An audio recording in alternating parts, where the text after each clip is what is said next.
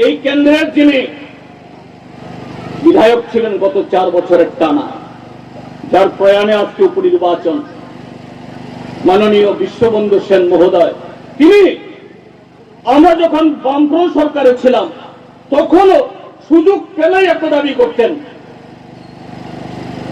ধর্মনগরে rail division করতে হবে। আমরা না করতাম না। তখন তিনি কংগ্রেসে ছিলেন, দিল্লিতেও কংগ্রেস সরকার। আমরা বলছি ঠিক। তিনি যখন প্রাইভেট মেম্বার্স রেজুলেশন দিতেন বিশ্ববন্ধু বাবু, আমরা বলতাম আমরাও সমর্থন করব। বিশ্ববন্ধু বাবুরা আদায় করে নিয়ে আসুক না। বিজেপি সরকারও আসার পরে তিনি বিজেপি হলেন, প্রথম উপাধ্যক্ষ, তারপরে অধ্যক্ষ, আরো ক্ষমতা। উপাধ্যক্ষ অধ্যক্ষের তিনি নিরপেক্ষ, কাগজে পত্রে নিরপেক্ষ, যদিও নিরপেক্ষ কেউ হয় না, তিনিও ছিলেন না। আমরা বলতাম মাননীয় অধ্যক্ষ মহোদয় হুজুর, তার অধ্যক্ষকে হুজুর বলতে হয়, এছাড়া কথা বলা যায় না, এটা সাংবিধানিক নিয়ম। হুজুর, আপনি অধ্যক্ষ চেয়ার থেকে রুলিং দিয়ে দিন যে আপনাদের বিজেপি সরকার তারা যেন দিল্লি সরকারের কাছ থেকে চেয়ে ধর্মনগরকে রেল ডিভিশন করে। যদিও কারো কারো মত ছিল আগরতলা শহর, আগরতলা থেকে বাংলাদেশে যখন আওয়ামী লীগের সরকার ছিল তাদের সাথে আমাদের দোস্তি বন্ধুত্ব সম্পর্ক ভালো ছিল। আখাউড়া দিয়ে একটা লাইনের সম্প্রসারিত হয়েছে, আগরতলাই হবে। কিন্তু আমরা কৌশলগতভাবে বলেছি যেহেতু বিজেপি সরকার, তারা বলে ডাবল ইঞ্জিনের সরকার, যে কোনো নাকি টেলিফোন দ্বারাই স্যাংশন করিয়ে আনতে পারে, আনুক না।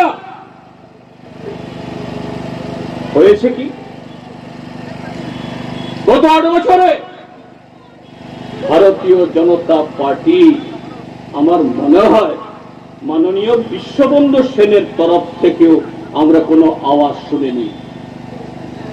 শুধু ভোট চাইবার জন্য,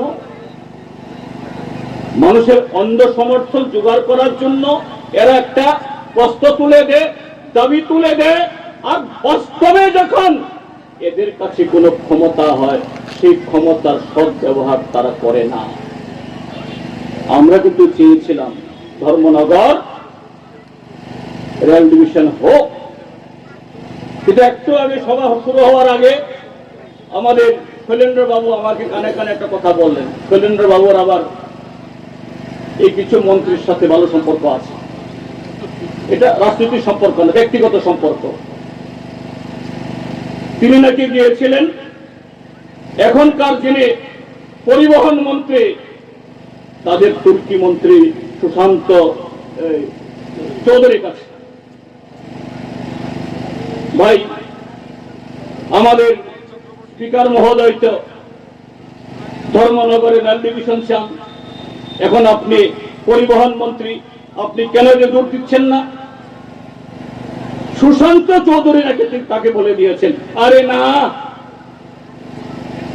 যদি ত্রিপুরা যে রেল ডিভিশন হয় আগরতলা হবে, ধর্মনগর হবে না। এই হলো বিজেপি। এরা আগরতলায় একটা কথা বলে আর ধর্মনগরে একটা কথা বলে, ওই পানিসাগরে গিয়ে একটা কথা বলবে।